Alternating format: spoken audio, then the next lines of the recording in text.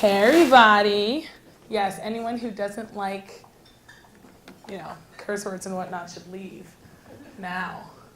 No, it's funny. I actually sent them something that was like really tame and normal, and they're like, the Hardwired audience, they really want to get into the nitty gritty. They really want the specifics. They want to know about your failures and your successes. I was like, oh, okay, fine. Here you go. 5 minutes later, fuck ups are for kids. The trials and tribulations of building a social good play company. Because it really does get that real. So I'll start a little bit with who we are, what we do. So the key problem that we're trying to address at Uncharted Play is this issue of supply, and specifically one of supply of creativity and ideas for attempting to make this world a better place. So I believe that the biggest issue we have is that there's simply not enough people who are actively trying to creatively address the social issues facing the global community. And the key things or key reasons why we have that issue kind of boiled it down. We found out that it's not that people don't care. In fact, most people want the world to be a good place, but the bigger issue is that people, one, usually aren't aware of these issues. If you asked most people, 9 out of 10 people, what are the Millennium Development Goals, most people would say, like poverty, they kind of flub around it, but people don't really know the specifics of what people need and how to make things better. Low creative confidence. So people often, potentially not the people in this room, but most people tend to feel that their ideas, their thoughts, their actions, their potential doesn't really matter, that there's a very limited chance that what they could do could make a big difference and a meaningful impact. And third, it's not very fun. So the reality of the situation is people don't want to sit down and have Debbie Downer conversations about all the things that are plaguing the world, poverty, water, food, blah, blah, blah. People would much rather watch Game of Thrones and call it a day. So hey, there's nothing wrong with that. We're human. And so the question is, how can we combat this? How can we improve and increase awareness around social issues, boost creative confidence, and get people to actually want to engage and find this to be something that's enjoyable? So here comes Uncharted Play. We're a social enterprise with a relatively simple mission. We use play as a tool to disarm global issues and inspire social invention. Basically what that means is we make physical, tangible play products that provide immediate fun, short-term addressment of the issue, and ideally long-term inspiration for the people who are experiencing this issue and really people in the global community to actually think about what else is possible. We try to shake up the status quo through play. So a perfect example of that is our product, the Soccket. This is an energy-generating soccer ball. So when you play with it, it actually harnesses the kinetic energy that's generated during play and stores it inside of the ball so you can then use the ball as an off-grid power source. We also have a jump rope. Thank you, Nicole, running around back here. That does the same thing, just like significantly better. Whoops, 2 jump ropes, 3 jump, okay, jump ropes, several. And so the Socket actually generates 30 minutes of play, gives you over 3 hours of LED light. This one does about 4 times that. 15 minutes of jump roping can give you about a 50% charge on your iPhone. And so it's fun because 1, it's play and people do that anyway. 2, it's clean energy, which is nice to get. And 3, it's like, wait a minute, your soccer ball does what? Okay, well, I wonder what else this technology could be used for. I wonder what else could happen. And that's actually what we end up doing with our curriculum. It's backwards. This, for example, is a picture of someone that we met on our many trips around the world where we bring our products and actually put forth our Think Out of Bounds curriculum. This is Josiah. And so basically what happens is that we like to go around to different communities working with different impact organizations and not only just say, here's this product that hopefully could be helpful to you, or really it's about having a curriculum that's designed to inspire invention and turn people, ideally, into social inventors. So we go through and we explain the ideas behind the Socket, how it works, We then work with the kids in the community to talk to them a little bit about the social issues that they're going through in their own community, and hopefully then provide the tools that they need to start to address them and create low-fidelity prototypes. So to give you an example here with Josiah, we dropped off some early prototypes with him back over the summer, and 4 days later came back to see how things were going. And we had found out, this is a kid, by the way, who's super shy, doesn't call himself a scientist, doesn't call himself an engineer, doesn't call himself anything but a kid who likes soccer. And he came back and he had taken apart the ball, taken apart the lamps, made us so the ball could charge a DVD player, like just started doing all this crazy stuff. And I remember I couldn't believe it. I couldn't believe it because his tool chest was whatever he could pull from the dump. His workspace was concrete and mud.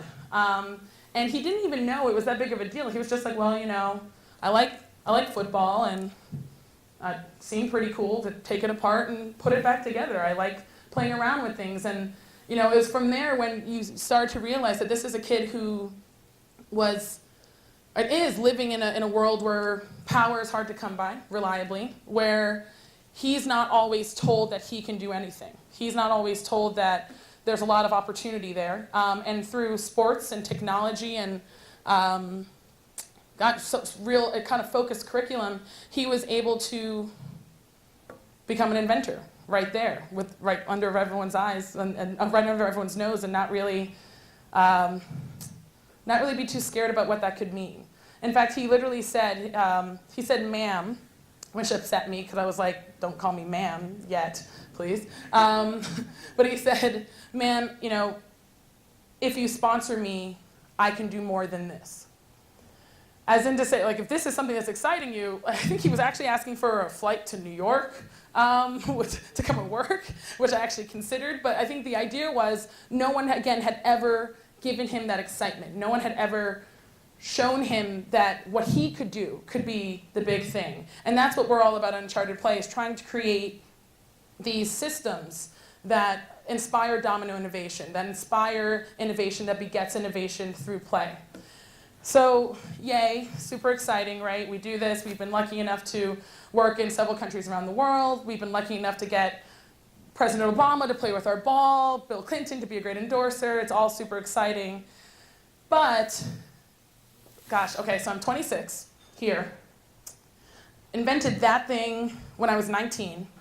And the path to get here was crazy. It was crazy. And that's what I want to talk about a little bit.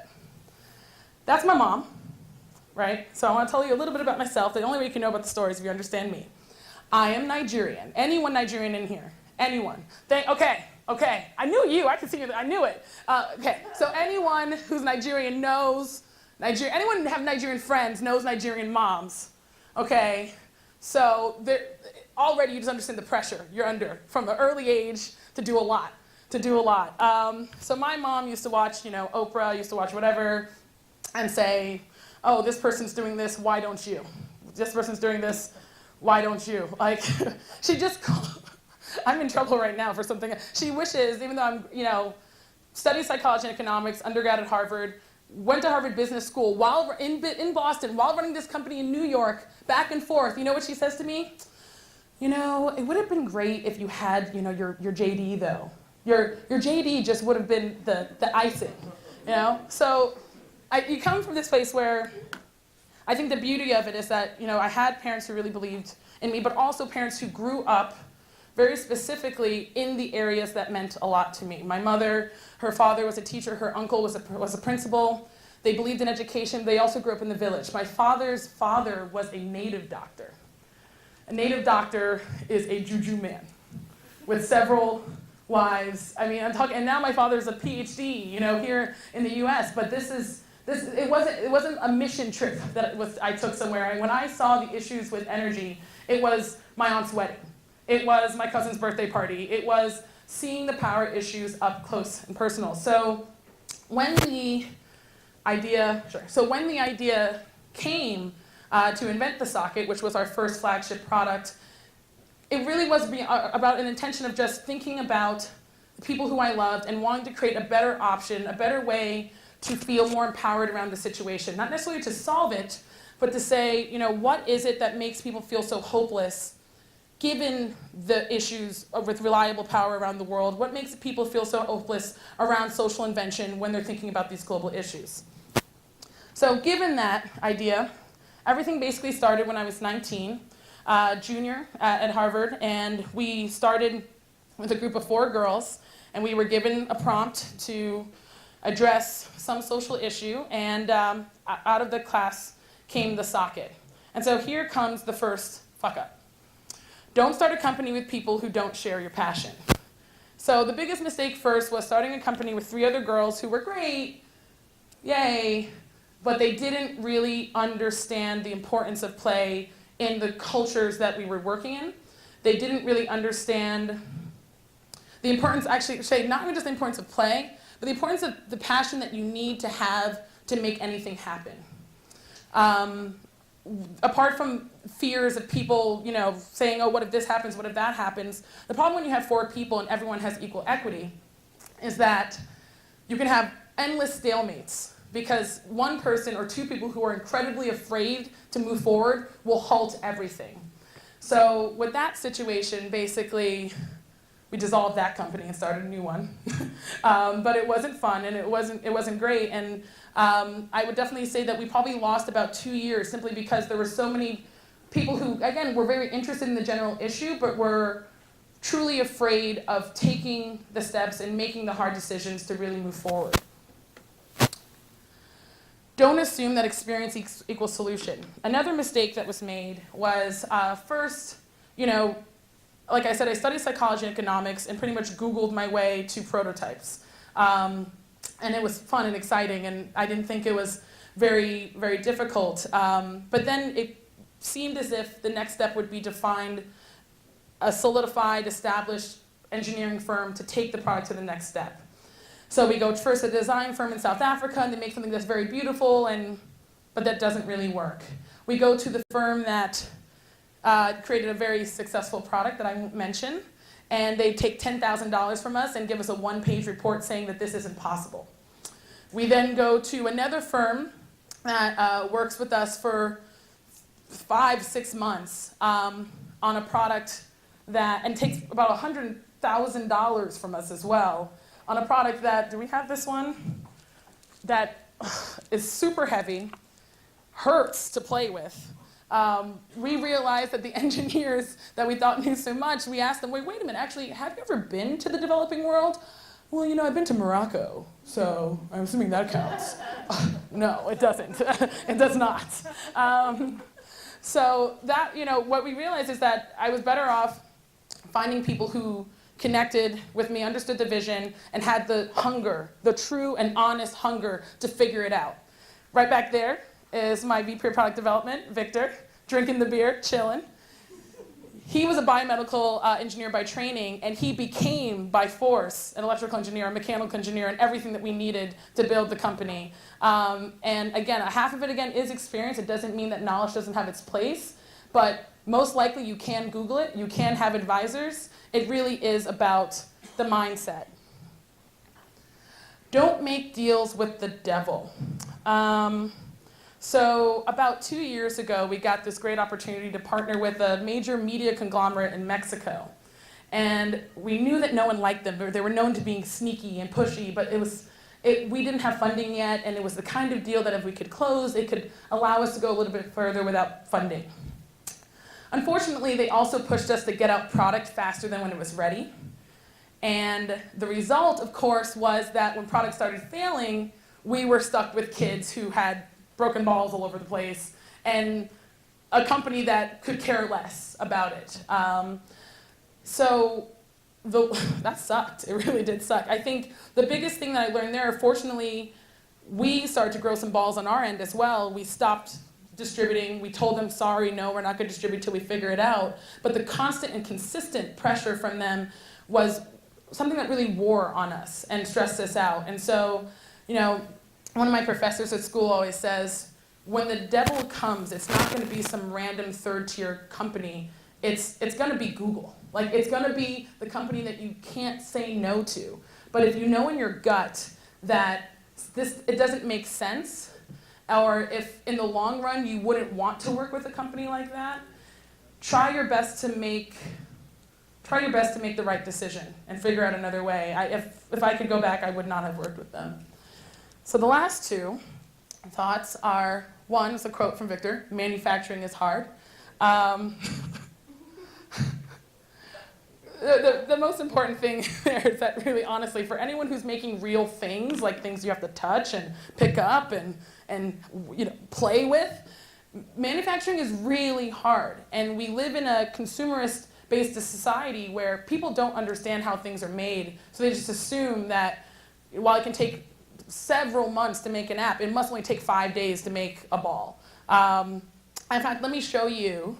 Hopefully this will work. Oh, no, it did not work.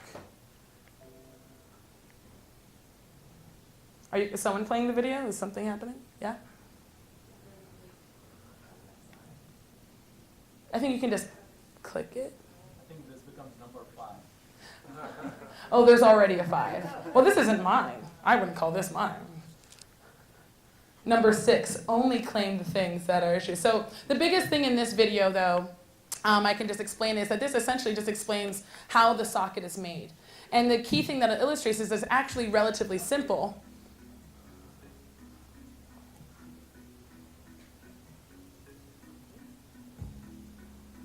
So pretty easy, not too complicated. The music, of course, is always fun.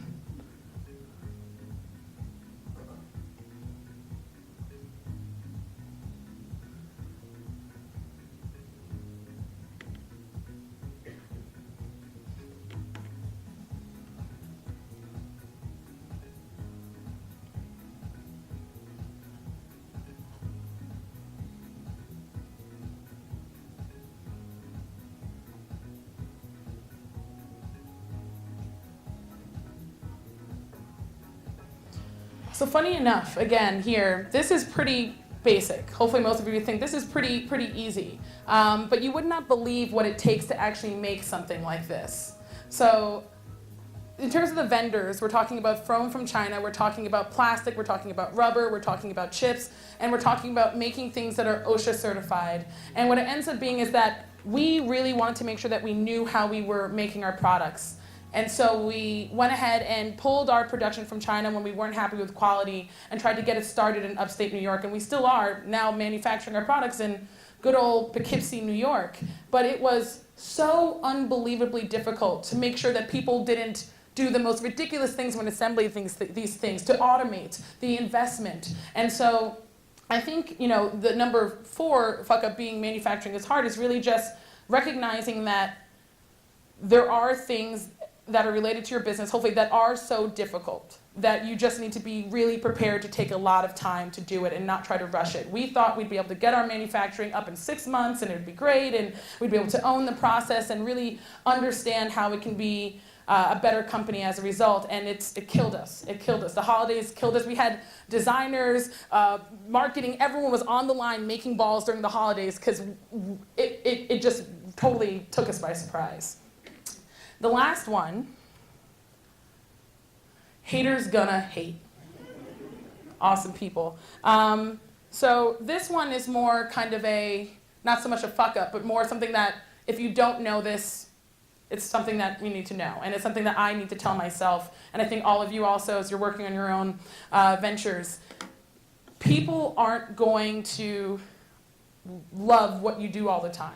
They're always going to have their little comments and little snide remarks, and hate is going to hate. Hate is going to hate.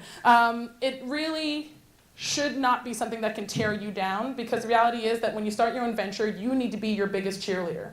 It comes down to when you're building your team, making sure that every single one of you believes incredibly in what you're doing, and recognizing that if the idea was something that everyone could fall in love with, you probably wouldn't be that well suited to do it in the first place. And so I think just remembering that and understanding that actually the bigger and better you are and the better that you're doing, the more haters you're going to have. That's a Cat Williams theory, is important. And so, of course, getting through all these different fuck-ups excited to actually say where we are right now. We have obviously the Soccket, which has gone through many iterations. So the first prototype was a hamster ball with a shake-to-charge flashlight. Then we had the incredibly heavy ball, and we can pass these around too if people want. We had an incredibly heavy ball from before, and it was really like Goldie balls, to be honest, because after that we had a really light ball that was made out of patches that just melted. And then finally, we have their current version. So we've made quite a bit of progress with very little money. We've also developed a base station that allows people to share the power as part of the curriculum. And of course, we have the jump rope. Jessica, you got another Minute so? 30 seconds. No problem. So where we're going, we're now doing a lot of community product testing. So if you follow us, we have these events called Come Bust Our Balls, where you can come and bust our balls. Working on an energy generating skateboard, basketball, working on tracking tech so you can know when the ball's in use, when things are being played with overseas and here. Working on a social invention platform to help people who have ideas and are inspired by what we do to actually help them develop those ideas. And we are doing a really awesome impact trip during the World Cup that we'd love to tell you about after this as well. But we'll be in Brazil busting balls and creating social inventors as well. So yeah, we hope that this was playful and fun, and come play with us. Thanks.